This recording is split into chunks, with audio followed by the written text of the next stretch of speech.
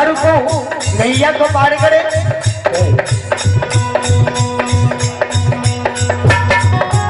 सुना सुना सुना भैया सुनिए बहिना प्रियाम से सुनिए बड़े बड़े चल दुनिया बाबा संसार में चल पटना यहाँ घर में कैले गए।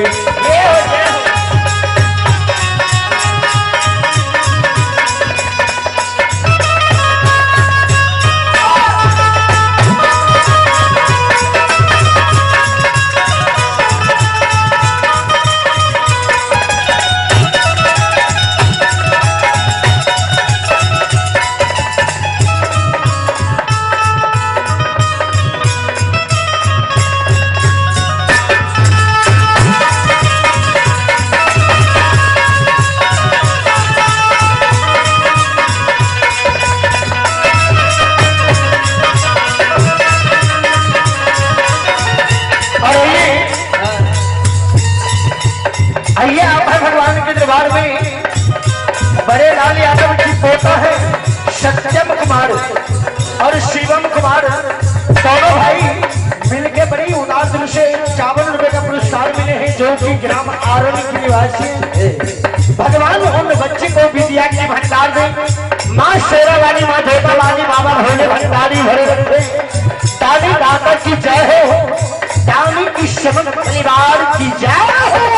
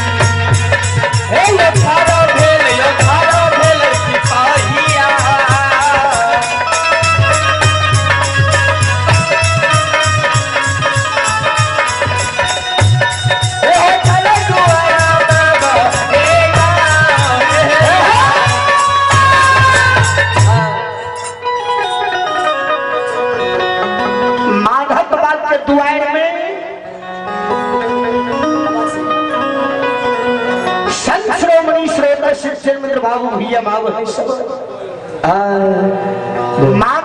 के द्वार में माधव माधव पुकार करे आओ। जिन माधव भाई अपना गृह भवन में नहीं रहे, जिन माधव भाई के 80 वर्ष के वृद्धा माई घर में रहे। श्रोमणी श्रोता बंधु बाबू भैया मावली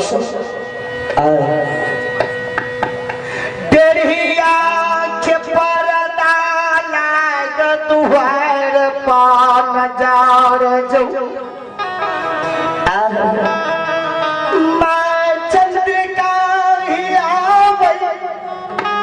जबल लका मुरे ठाप नजर माँ के पड़ियो, माँ के मन गिर जइयो, आँख से आंसू गिरे लागई। हे अबा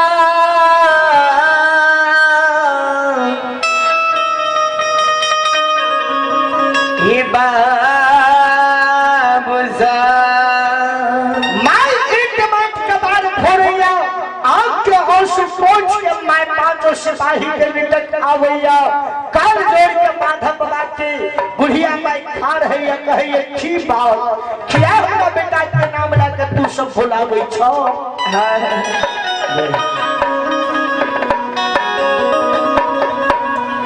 कल के माँ याद वन छे भक्त बाबा माधव के जे पनियारो छे ये भक्तो छे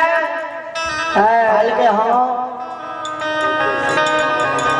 कल के माँ हे गैया तपोहर भगत प्रसाद राजा मुगाल के पटना में छिए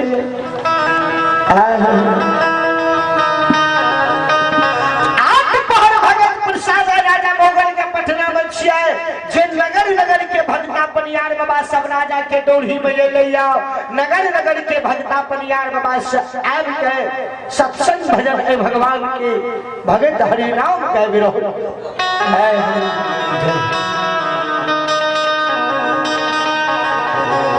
मांगे हम सब बड़े नाम माधव बाबा के सुन लिए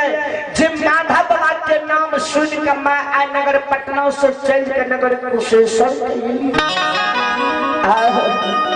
कोने के लोग माधव बाबा एक बेर बोला नहीं माँ एक बेर माधव बाबा के भेंट क्या देवे माधव बाबा के तुलसी छठ के तौल क्या देवे और लौट के नगर पटना करने ने माधव बाबा को चल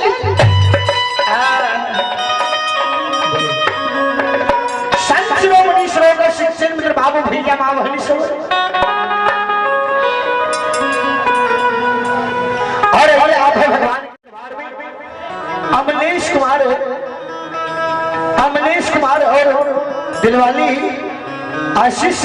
रंजन जिनकी ओर से भगवान के दरबार में 51 रुपए का पुरस्कार मिले और रोशन पासवान जो ग्राम पिठाई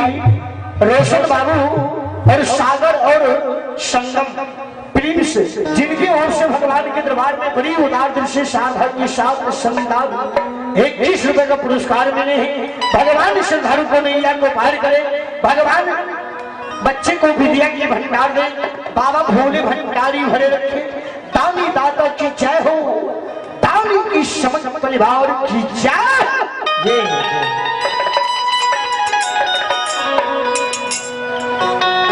माधव बाबा के मैं वचन सुन कर कहे हो सिपाही अभी हमारे बेटा माधव घर में आओ नहीं आओ कल के माँ कहाँ गलो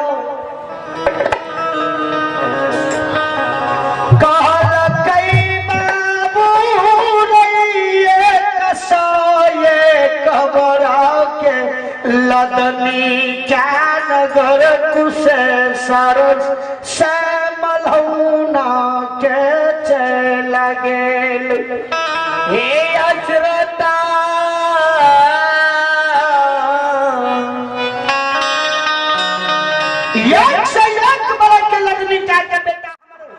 नगर कुशेश्वर से मलहौना का चल गए माय कहल गए तय कखन गे कहल गए क्या खाए हमारा बेटा का 15 रोज मतलब महीनों रोज नगर मलहौना में लग सके पांचों सिपाही आपस में गुंधुन भरे लागले रे भाई जखनी बिना ताल देने मोना घूर के जब भी राजा बचत तो राजा रे बाल बच्चा जब मार के पटना में भक्सी झोंका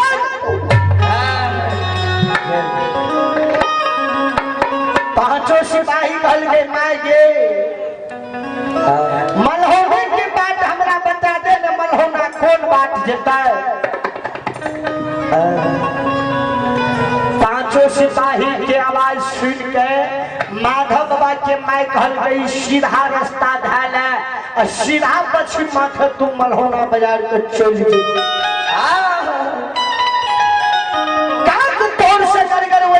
से खून गिर रहा